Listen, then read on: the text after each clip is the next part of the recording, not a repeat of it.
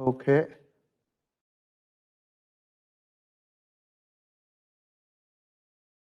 All right, so let's move on to Laplace transform.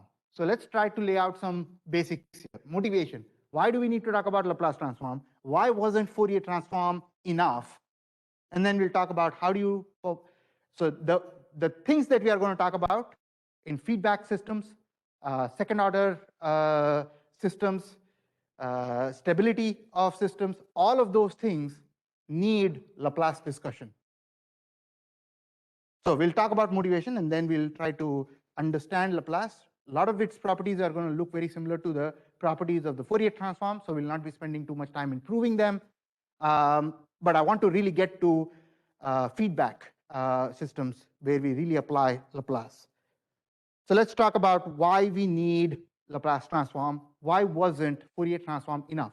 The answer to that simply is Fourier transform does not exist for all signals. So instead of saying the integral doesn't converge, what we can say is it will converge if there is certain region of convergence. In this particular condition, it will converge. It may not converge everywhere, but for this particular criteria, it will converge. And this would be its transform. That's why we have Laplace. So Laplace allows you to view the signal in the frequency domain, but it will have certain region in the complex plane where the integral will be defined, will converge. It will not converge everywhere. It may converge everywhere. Maybe for an impulse, the region of convergence will be all of S-plane. So it may be everywhere. So for that, we are going to talk about two-sided Laplace. So this is the general Laplace, as opposed to just looking at positive time. We are talking about two-sided Laplace transform, negative infinity to infinity, and the region of convergence. So what is the motivation behind developing Laplace transform? We'll try to build it on top of Fourier. So let's take a look at this signal here, unit step signal. We found out the Fourier transform of the step signal by using some tricks, but it had a discontinuity. So if you integrate it over that discontinuity, you know that this signal is not square integrable and it is not absolutely integrable. So the sufficient necessary condition that we needed for Fourier transform existing, it wasn't there. So what can I do? I can do a trick. The trick is to borrow a factor of e to the minus sigma t. So let me just define the Fourier transform of the signal first. Fourier transform of x, where x is a step signal, u of t, I'm going to indicate that as x of omega. We know that the Fourier transform of the signal is computed by using that formula there. U of t is going to be 1 for time from 0 to infinity. So I'll just substitute that. And then I've got this. And you can see now that when you integrate this, substitute the limits, your answer is going to be infinity. It's not going to converge. So we need to look at some trick to make the integral converge under certain criteria, under certain conditions. Clearly, if there are no conditions, it's not going to converge. So what we do is we borrow a factor. We borrow a factor e to the sigma t, where sigma is a real positive number. And we, instead of finding the Fourier transform of x of t, we'll try to find the Fourier transform of this new signal, which has a borrowed factor. Because you borrow the factor, you find the Fourier transform, at the end, we'll just return that borrowed factor, right? Something like you guys do for complex numbers, right? Why do we have complex numbers? We can work algebraically in the complex domain. At the end, we'll just take the real part of our answer, right? The math turns out to be really effective. That's something similar we are doing to make the integral converge here. So we'll borrow this e to the negative sigma t and find its Fourier transform. So x of t over here is u of t. So this is what we are trying to find the Fourier transform for. And this happens to be square integrable. Why is it? Why is that? Why is this square integrable? E to the minus sigma t, u of t, right? How does it look like? U of t goes there. You put a damping exponential on it. So now what do you have? Going down, right? Decaying with time. So as time is growing, the area under that is converging. So the integral, when you evaluate its Fourier transform, it will converge to a value, provided sigma is positive, right? So when you have e to the minus 5t, minus 10t, minus 15t. That's when you have decay. But if you have e to the plus 5t problem, it's going to grow with time, right? It's not going to converge. So if sigma is positive real, then it will converge. So the Fourier transform of this new signal with the borrowed factor is going to be this. Negative infinity to infinity, the new signal multiplied by e to the minus j omega t dt, the formula for Fourier transform. And this one is going to exist, and we'll try to find out its Fourier transform in just a bit, but this one will exist for certain conditions on sigma. What is that condition? Sigma has to be greater than 0. Right? That's the condition for it to converge. So what we can do is we can extend the Fourier transform by first borrowing a factor e to the minus sigma t. So earlier our frequency had only omega, right? J omega. I need this real positive number sigma in there. So I'm going to go for complex frequency, not just omega, but sigma plus j omega. And I'll define that to be my complex frequency variable S, defined as sigma plus j omega. So we were just over here using the j omega variable, right? Now I need that sigma. So this is going to be my Laplace complex variable S, complex number, has both real and imaginary part. Real part is sigma, imaginary part is omega. All right, so let's see. So I hope the motivation is sort of clear now. Let's proceed with how do you actually do the entire Laplace transform. So what we have over here is take the signal in time domain, x of t, you multiply it with e to the minus sigma t so that you make sure it converges. Take the Fourier transform of the product. You know that that will exist under certain conditions. And then you can later on, when you're trying to do inverse, right? When you're trying to do inverse, what you can do is find the inverse Fourier transform, then you return the borrowed factor, e to the minus sigma t, by simply multiplying with e to the plus sigma t. So that defines my Laplace transform and inverse Laplace transform. So if I look at the math that supports those statements, take Fourier transform of this new signal, okay? It is that. New signal, Fourier transform definition. I'll define that as finding out the Fourier transform of x, but it has both variables, omega and sigma. So I can just call it x of s instead of x of omega comma sigma. And if you look over here, both of these can be combined into one, right? And conveniently, this can be defined as s. So the Laplace transform will be what? Integration with respect to time, negative infinity to infinity, x of t e to the minus st dt, where s is now not j omega, but sigma plus j omega, right? So you can see that very close relationship with the Fourier transform equations, except now you have complex frequency with the real part. Now, how do you return that factor? Calculate the inverse Fourier transform. Now we are talking about how do you do the inverse Laplace. Inverse Fourier transform, that's the equation there. From here to here, that's the equation there. You are integrating with respect to omega, the Fourier transform of the new signal, and you multiply it with e to the plus j omega t. You have seen the formula for inverse Fourier transform before. But because you have to return the borrowed factor, you multiply with e to the plus sigma t. You simplify this, what do you have? 1 over 2 pi carries over. You are still integrating with respect to omega. The Fourier transform of the new signal comes in over here, which is essentially your Laplace transform of the signal. And you have e to the j omega t can be combined with this to get e to the st d omega, right? And what we can do is we have already done this. We can define s as sigma plus j omega, so it has a real part. And we can define x of omega comma sigma, which means Fourier transform of this new signal can simply be defined as the Laplace transform of the signal x of s, cap x of s. So you will start seeing, instead of h of omega, y of omega, x of omega, you will start seeing h of s, y of s, x of s, and so on. A lot of properties will look similar to Fourier transform. But there is one huge difference between Fourier and Laplace. What is that? One may not converge, right? Laplace transform will converge, but under criteria. So what do we have to do?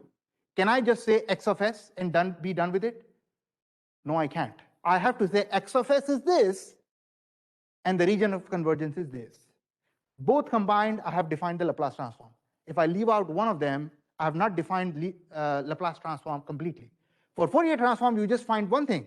It's Fourier transform mathematically, and you're done. You don't talk about when it converges and when not. It already did converge. But when you talk about x of s, Laplace transform, you need those two things. Without the region of convergence, Laplace transform is not complete. Okay, so we just define them over here. X of s, Laplace transform of a signal is put the time domain signal in there and then evaluate this particular integral with the borrowed factor in there, right? The borrowed factor is in here. Now, let me ask you guys a relevant question. This guy has two things, right? E to the negative st has what? Two things.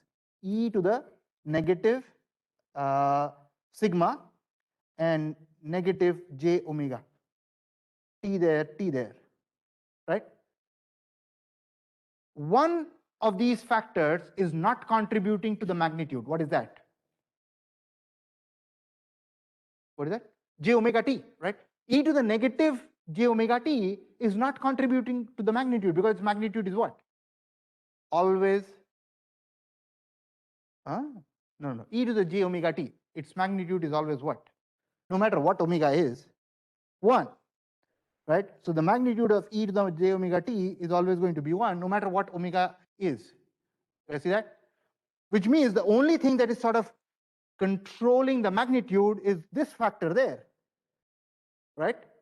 So now tell me, is the region of convergence going to be related to sigma, omega, or both? One omega doesn't control your magnitude at all because the magnitude is always 1 for it. Sigma controls it, right? So can I say that the region of convergence is only going to be determined by criteria on sigma? Like we had earlier, sigma is greater than 0, then it was going down, damping. Sigma less than 0, it was going up, grows, it doesn't converge, right? You guys see how the math indicates that the convergence is going to be essentially indicated by criteria on sigma, not j omega. Omega doesn't matter. Yeah. So when you start writing region of convergence, you will always be defining region of convergence by using the real part of S, sigma. Question about that? Okay. Let me erase this because I don't want my formula to look messy later on. Inverse. How do you do inverse? Suppose you have the Laplace transform of the signal. You want to go back into time. Well, we just found out that you have to find the Fourier transform of the new signal. Inverse Fourier transform of the new signal, but you also have to return that factor. Using those two, it is simply 1 over 2 pi and you are doing that integration with respect to s, where s is going from negative infinity to infinity, x of s e to the st ds. Omega was going from negative infinity to infinity, sigma was not changing, so I'm saying s is going from sigma minus j infinity to sigma plus j infinity. Okay, let's talk about more details. Does this transform integral converge for all sigma and all omega? We have answered that literally. For all omega, does it converge? Yes, it converges for all omega because we know that e to the j omega t doesn't change the magnitude. But does it converge for all sigma? No, it doesn't. There will be certain criteria, depending on the signal, there will be certain criteria on sigma. So for example, if you take a look at this, does the Fourier transform integral converge for this new signal, x of t e to the minus sigma t? You have borrowed the factor to make it converge. And let's take a look at sigma real. There are two things that could happen. Sigma could be greater than 0, sigma could be less than 0. When sigma is greater than 0, green, decays, converges, good sign, stability, right? That's why I choose the color green. If sigma is less than 0, what do you have for this? If sigma is less than 0, you have e to the negative of negative 2t, e to the 2t grows, right? So as that grows with time, it explodes, grows, unstable, doesn't converge, right? That's why the color choice red. So essentially, that choice of sigma is not going to be in my region of convergence. This choice of my sigma is going to be in my region of convergence. Can you see that? All right, so when you have sigma less than 0, neither square integrable nor absolute square integrable, nor absolutely integrable. But when you have sigma greater than 0, when you have that decaying signal with time, it will be both square integrable and absolutely integrable. Now let's talk about how do you indicate this on a sketch, on a S-plane, or a complex S-plane. So you guys will see a lot of S-plane characteristics and which are really helpful in analyzing systems, analyzing their stability, analyzing where they converge and where do they not converge by looking at this sort of a sketch. A simple sketch will tell you that. So this is your S-plane. What is S? S is sigma plus j omega. So I'm going to put the real part of S on my x-axis, sigma, and I'm going to put imaginary part of S on my y-axis, j omega, right? And we know that sigma greater than 0 for this particular signal was defining my region of convergence. Well, sigma greater than 0 is going to be everything to the right of the vertical axis. Green, shaded, that's my region of convergence. Everything that is left is what? Sigma less than 0. Doesn't converge. I didn't shade it. Doesn't indicate region of convergence. So everything to the right is going to be region of convergence. Everything to the left is not part of the region of convergence. Now, if I'm going to state a particular statement over here, let me see if you guys agree with that or not. Region of convergence will always be a vertical strip. Like there will be no limitation on the height. It'll always be some version of a vertical strip. So it might be like this, right? Vertical strip, or it may not have a bound on one side or the other. But in terms of a bound on the height, it'll go from negative infinity to infinity. Do you guys agree with that? Yeah? Why is that? Because omega is not controlling the magnitude, right? So whenever you see a region of convergence, there will be no bound in the vertical direction. Yeah, it may be from here to here, or it may be from here, right? Or it may be here, but it will be based on horizontal, right? It will not be vertical. There will be no limitation on the vertical. It will always be a vertical strip. All right, let's talk about more about Laplace transform. What is region of convergence defined as? Essentially the part of the S-plane, that's your S-plane, where the integral converges. What integral? The integral, this integral converges. The Laplace transform converges. Integration of, with respect to time, x of t e to the minus st dt, that has to converge.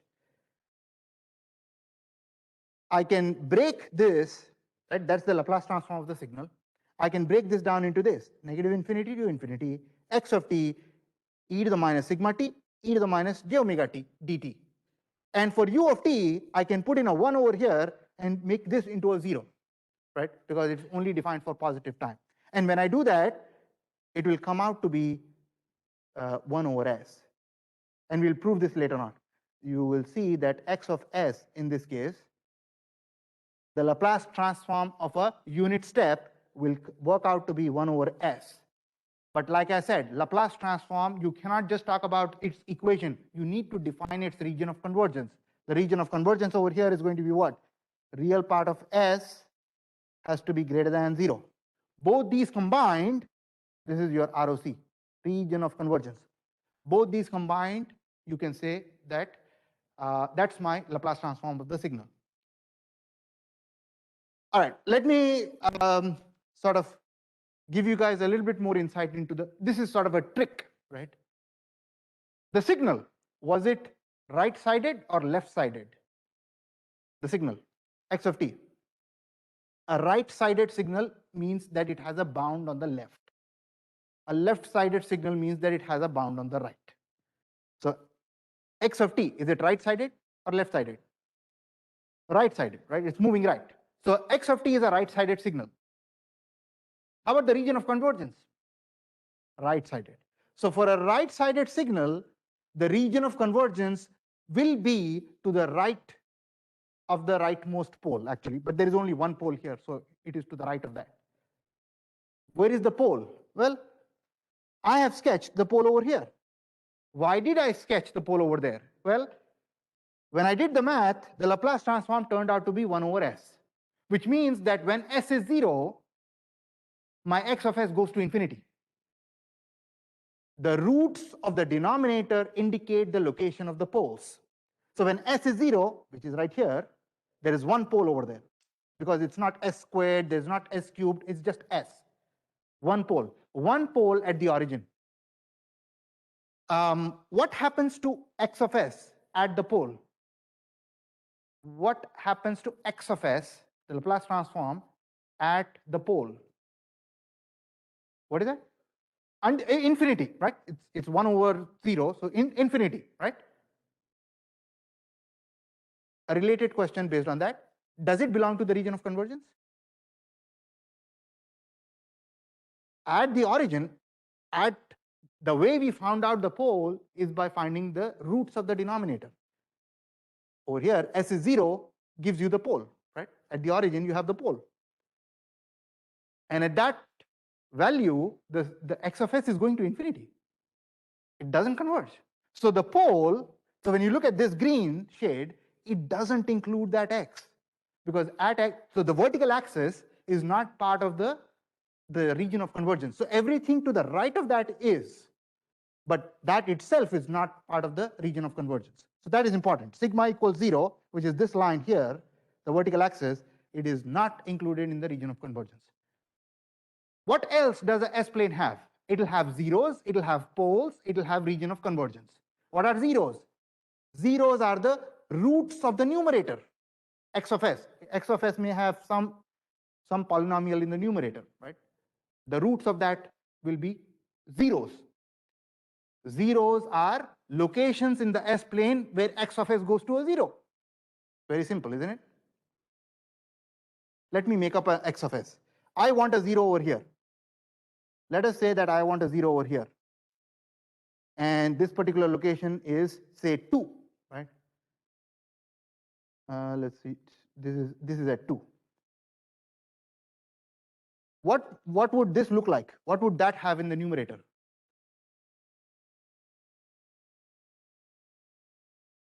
I don't, well, for this, there is one 0, there is one pole. The 0 is at 2, the pole is at origin. What is x of s? Right? S minus 2 divided by s. So there's one pole at 0 and one 0 at s. Sorry, 2.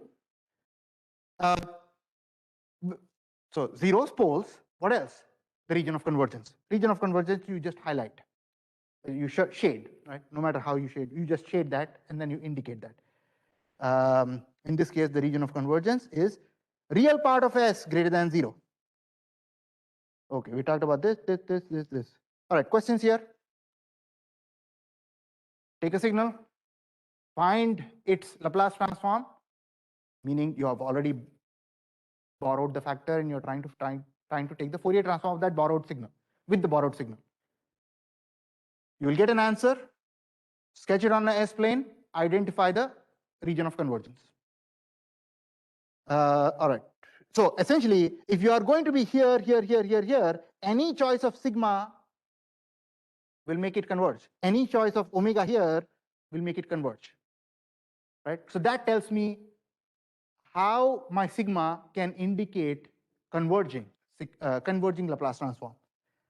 All right, let's find some, for standard signals, let's try to find the Laplace transform. This is based on equations. And just like we did for Fourier series and Fourier transform, I have uploaded another set of tables on Piazza titled Laplace and Z transforms, so you can take a look. we are going to be proving, well, we are going to be doing some of those, not all of them, but that is your complete reference for the sake of homework and exams. Now, we are trying to find out Laplace transform of unit step. How do you do that? Well, Laplace transform of a signal, we have defined it as integration for all time signal e to the minus st dt. Yeah, that was our definition with the borrowed factor. Okay, u of t is going to be 0 for time less than 0, so I can just change the limits from 0 to infinity, and at that time unit step will contribute a 1. E to the minus st remains as is. Now e to the minus st is going to be really difficult to integrate. Well, not really. I just wanted to see you guys are doing good or what. Franklin's expression was really good. His eyebrows went like right. So e to the minus st is going to be pretty straightforward to integrate. So you do that integration, e to the minus st divided by minus s, right? So you got that. Substitute the limits. What are you substituting the limits for? T, right? Because you are integrating with respect to t, you are essentially substituting the limits for t. So what is going to happen when you substitute infinity, and what is going to happen when you substitute 0? You have something like this, right? So you have negative 1 over s e to the minus s infinity plus 1 over s e to the minus s 0. Yeah? What will that turn out to be? Well, this will turn out to be a 1 over s, but here you have a problem. When time is always positive, but over here, because of s is what? Sigma plus j omega. J omega is not going to give you any problem, but there is a sigma in there, right? So there is e to the minus sigma plus j omega times infinity, right? So e to the j infinity, not a problem. I can just ignore that. It's not going to contribute to my magnitude, right? But if you look at this, sigma infinity, what kind of value can I have for sigma to make it converge? So what happens when sigma is greater than 0? And what happens when sigma is less than 0? Negative sigma times a really big number. What do you have there? E to the minus certain big number goes to 0, right? So here it goes to 0. What about here? Sigma less than 0, what happens? E to the positive big number, infinity, right? So this is a problem. This is converging, right? You guys see that? But it is, no matter what it is going to be 1 over s. So you get your answer as 1 over s when the real part is greater than 0, but it is going to be infinity when the real part of s, which is sigma, less than or equal to 0. You guys see how that was determined? Yeah? All right, let's see. So that's how you do it. Laplace transform of the unit step is going to be 1 over s with the region of convergence defined as real part of s, which is sigma, greater than 0. The way you sketch it on an s-plane, sigma on the real axis, j omega on the y-axis, indicate the pole at 0 because there is the roots of the denominator are s equals 0, so that's your origin. And then sigma has to be greater than 0, that's your region of convergence. So shade everything to the right of the vertical axis. Questions about this example?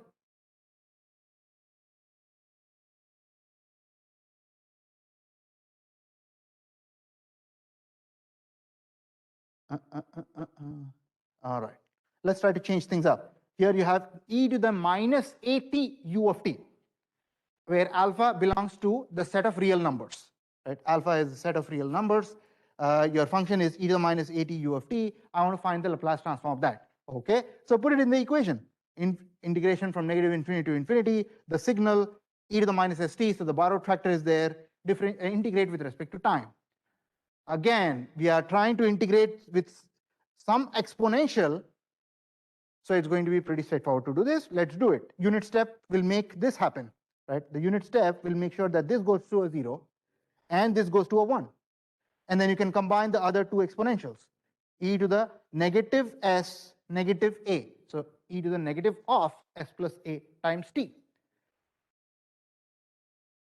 You integrate that. What do you get? Negative 1 over s plus a, e to the minus s plus a times t. And you're integrating with respect to time. So you're changing this guy, and you're substituting the limits infinity and 0. So here, what is going to happen when, for the upper limit, when is this going to converge, right? That's the question. So what is s? S is sigma plus j omega. I'm not even going to care about j omega. I'm just going to care about sigma. So I'll just say negative, you have sigma there, you have plus a over there, and then you have time, right? Time is only growing, 0 to infinity. So time is only going up. So when time is only going up, what can you say about this if it has to converge? What does this have to be? What does this have to be while time is growing? What does that have to be in order for it to converge? Greater than 0, right? Sigma plus a has to be greater than 0 for it to converge, which means sigma should be greater than negative a, right? Yeah, that is going to define my region of convergence. You guys see that? You guys see how we are trying to find?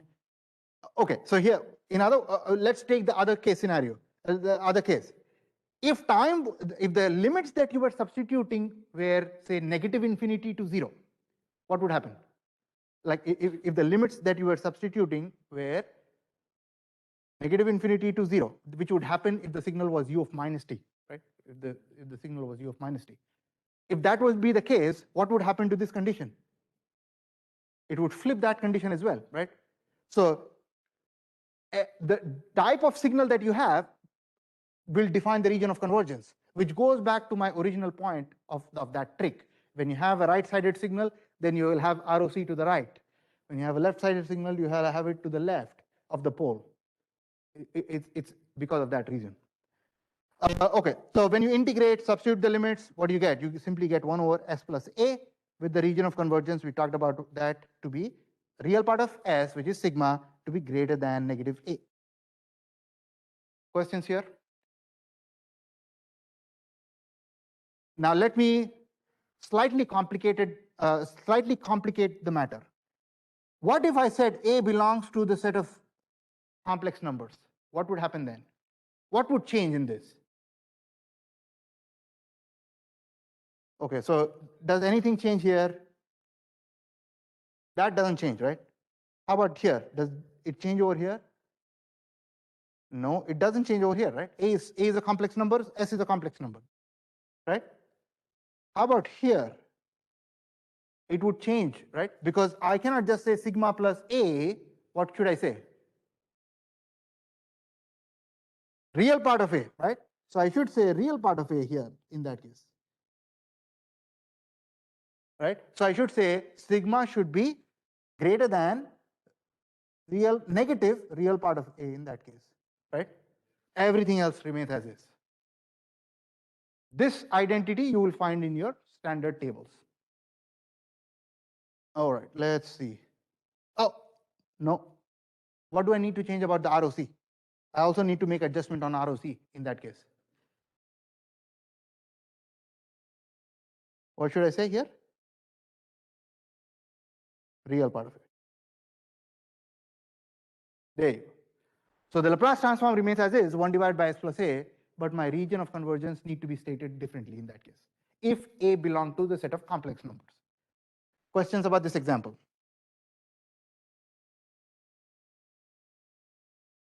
Straightforward? Yeah?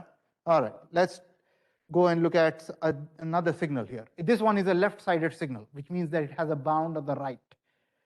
Negative e to the minus at u of minus t.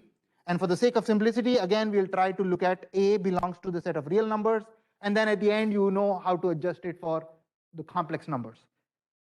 You will have the same answer here, except the ROC will change. Instead of negative a, you will have negative real part of it. That's all. Here, so what do you have? F of t is this, negative e to the minus at u of minus t. try and take the Fourier transform, Laplace transform of the signal. You put in the signal, you multiply with e to the negative st dt, you are integrating with respect to time.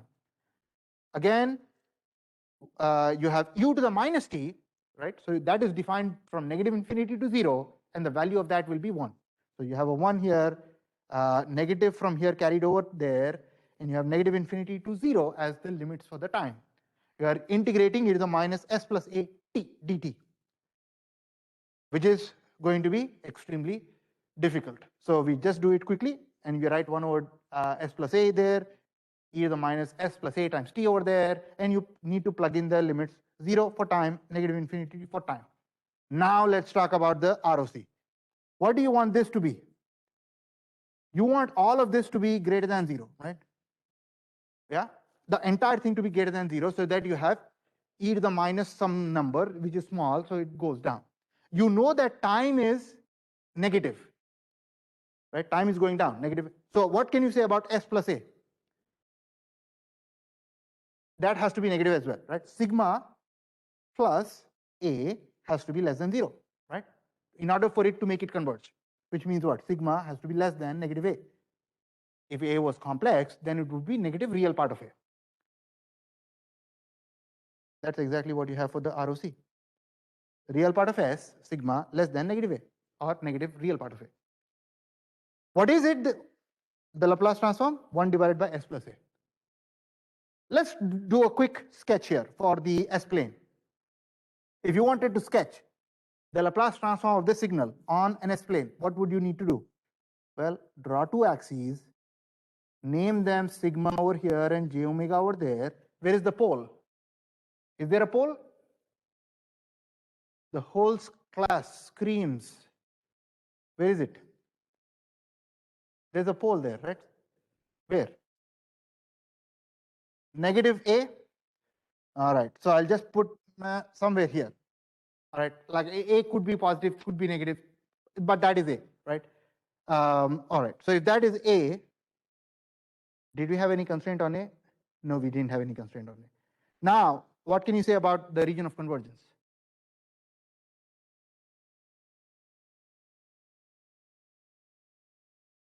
I'm going to draw an imaginary line over here in gray to the left, right? It converges here. I'm going to make sure that I avoid marking the gray line. The gray line will not be included, right? Because that's, you have a pole there, which means it goes to infinity over there. You can't include that. You see that? That will be my region of convergence. To the left of the leftmost pole, in this case only one pole, so left of the pole. So for a left-sided signal, you got a region of convergence going left. For a right-sided signal, you got something that is going right. Okay, how about if a signal goes both left and right?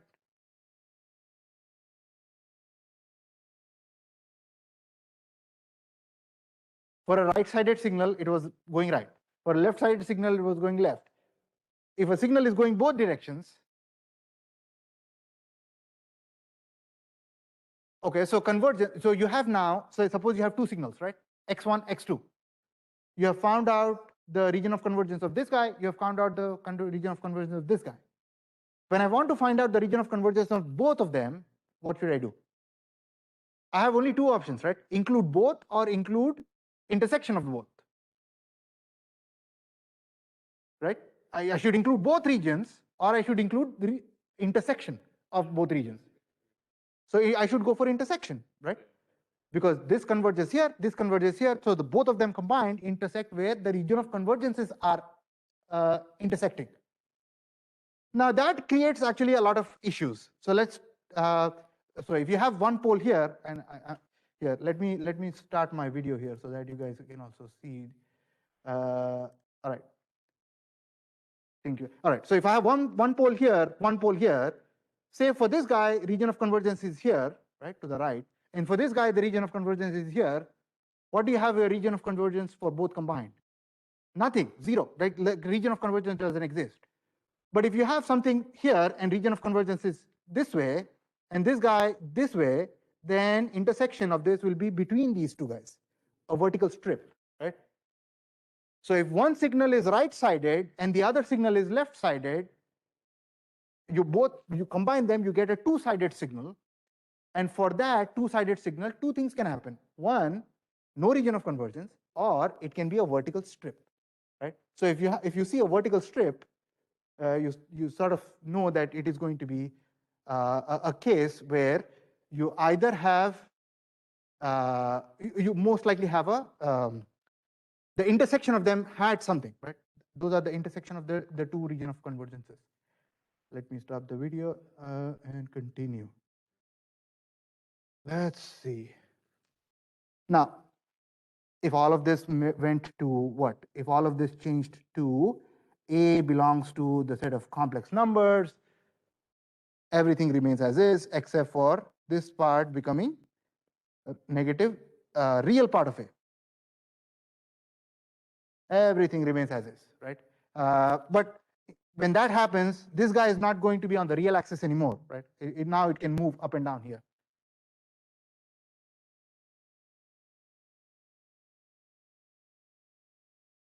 What is this line? If I wanted to write the equation of this line, what would I write? This line. Sigma equals negative A, right? It's a vertical line. Let's see. Negative A or negative real part of A, depending on whether it is real or complex. Questions so far? Now, is something bothering you guys if you look at this and this? What is the Laplace transform here? 1 divided by S plus A. What is the Laplace transform here? 1 divided by S plus A.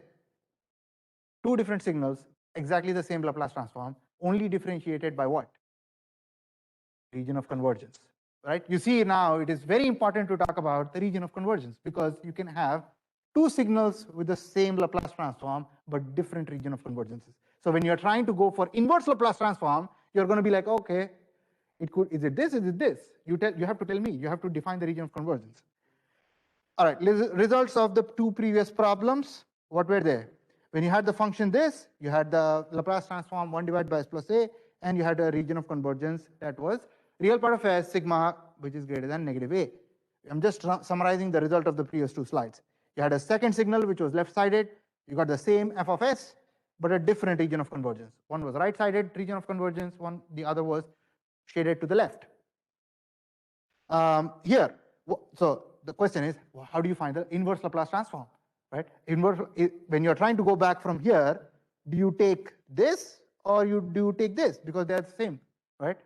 For that, you would need to talk about the region of convergence. So inverse Laplace transform of 1 divided by S plus A is going to be e to the minus AT u of t if the region of convergence is this, and it is going to be the other one if the region of convergence is this.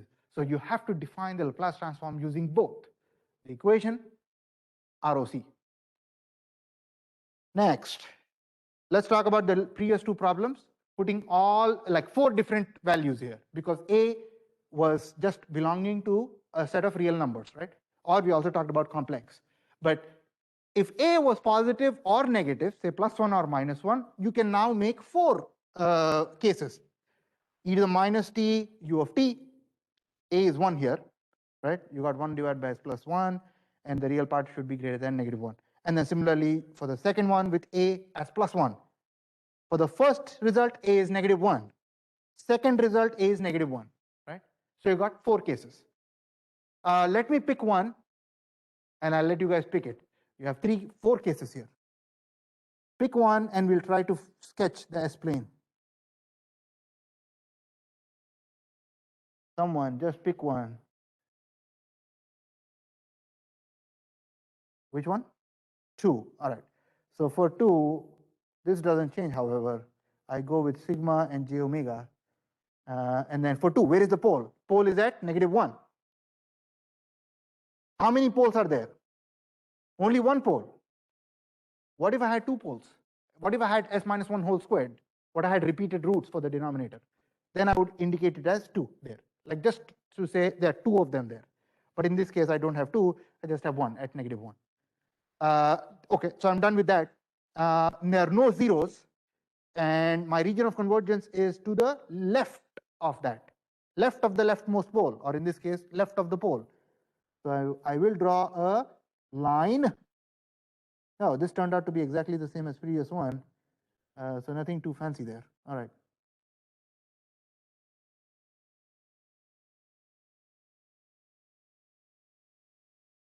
Right?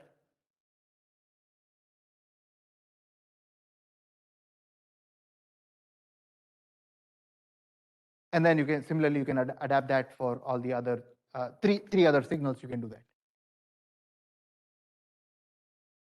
Questions. Moving on. How are we doing on time? Oh no. We have already stated this. Important note: Laplace transform of a signal is defined by both x of s and its region of convergence. You cannot leave region of convergence out of the conversation. You have to have it. Let's take a look at another different example here, which is interesting, which is two different signals having the same Laplace transform, but different region of convergence. We also already saw this. Well, we already saw this, right? For u of t, we got 1 over s. But for negative times u of t, you will get negative 1 over s. That's just multiplying with a negative 1 in time domain corresponds to multiplying this Laplace with negative 1. So you got that. But the region of convergence for u of t was what? Right-sided, greater than 0. Real part of s should be greater than 0. That was the region of convergence. But if you take u of minus t, you get the same result, negative 1 over s, but over here your region of convergence is left-sided. Both of these have pole at the origin, right? T u of t.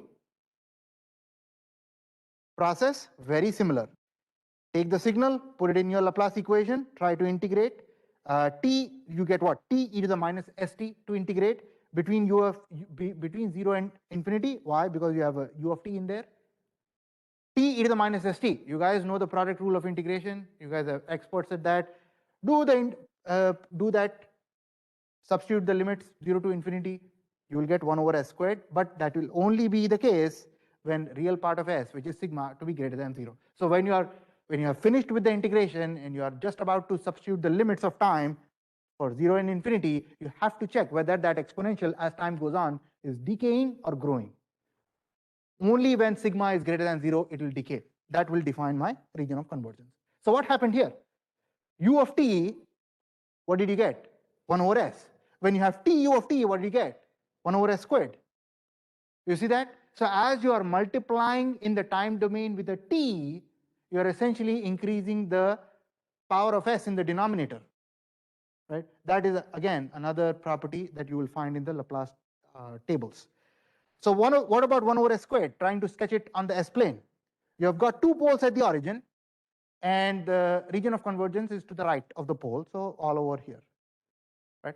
Real part of s greater than 0. Questions about this example here with t u of t. So for a lot of these problems, you rarely have to actually do the integration, right? So this is just to give you a sense of how do you get to that region of convergence. For most of these problems, it's going to be use of tables to get it in there. And the tables will also have region of convergence for the standard forms. Okay, let's move on to delta of t. All right, the king of all signals. How do you find the Laplace transform? Same way. You will get to here. I don't think you will have a problem getting here. Integration for all time, delta of t e to the minus st dt, which is going to be what? This one will be delta of t. If I just look at this, delta of t e to the minus s times 0, right? So this will be essentially delta of t, and you are integrating over all time. So that will give you a weight of 1, right?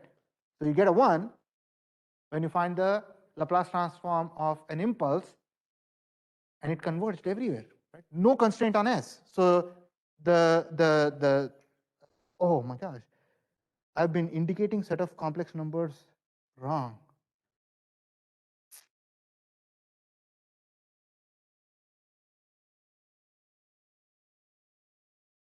Sorry.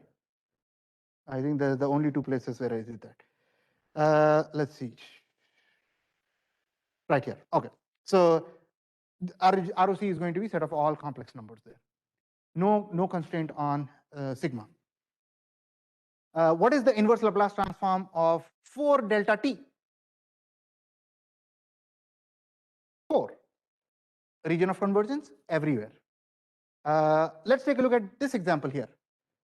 What do you have? You have a two-sided signal. That's the thing that I was talking about, intersection of the region of convergences, right? So you have a two-sided signal in e to the minus absolute of t. So this guy is going to be right-sided, this guy is going to be left-sided. This guy, when you try to find out its Laplace transform, will give you a region of convergence. So for this guy, right? For this guy, what do you get? You get this pole, and you will get this ROC. And for this guy, you will get this pole and this ROC. Try to find the intersection is going to be a vertical strip, right? So you can piece it out, right? So you can say, all right, it is going when time is less than 0, the signal is e to the plus t.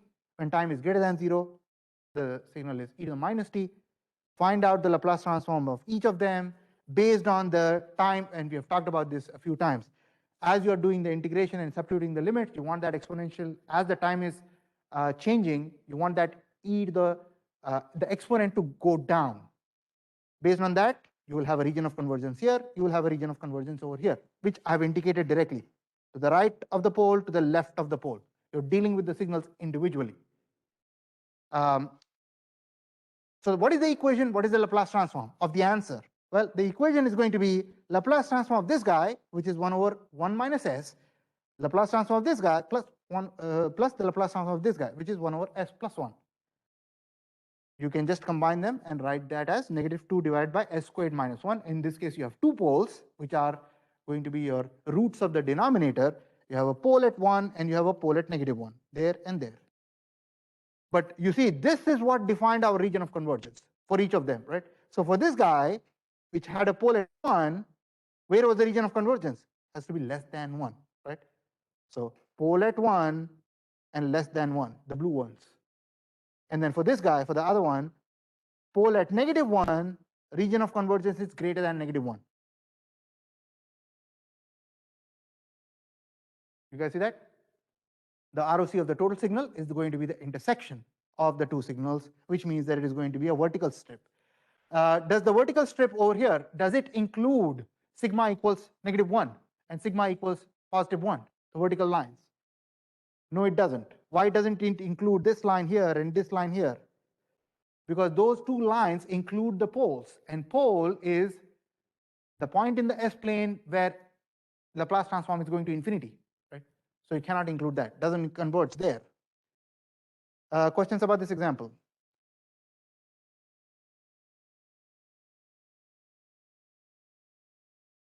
Going once, going twice. All right, maybe not for properties. Well, let's just do this. Let's just do one of them. Your linearity property says if you have two signals, f1 and f2, their Laplace transforms are cap f1 of s and cap f2 of s. They have their own region of convergence, indicated by region 1 and region 2, R1, R2. And let us suppose that A, B are two scalars. Then A times f1 plus B times f2, the Laplace transform of that is going to be A times cap f1 of s plus B times cap f2 of s, where the ROC of the both signals combined is going to be the intersection of their individual region of convergences. Similar to the example that we just saw. So let's try to use that to find out the Laplace transform of this guy. You see, 2 delta of t. It is going to be 2, right? 3 u of t, 3 divided by s. 4 t u of t, 4 divided by s squared. Let's talk about region of convergence for each of them. For 2, it is going to be set of all complex numbers. For this guy, it is going to be sigma greater than 0. For this guy, it's going to be sigma greater than 0. Intersection of all of them, sigma greater than 0. Real part of s greater than 0 will define the region of convergence of the entire signal. Questions? All right, let's come back and deal with the properties of more properties of Laplace transform next class. Okay, go ahead.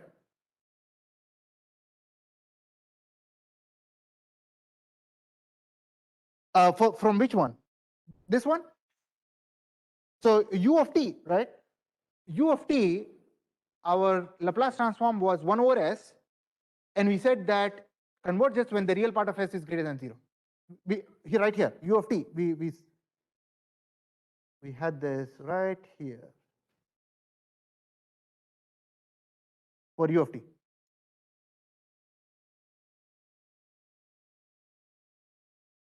It's already there on Piazza.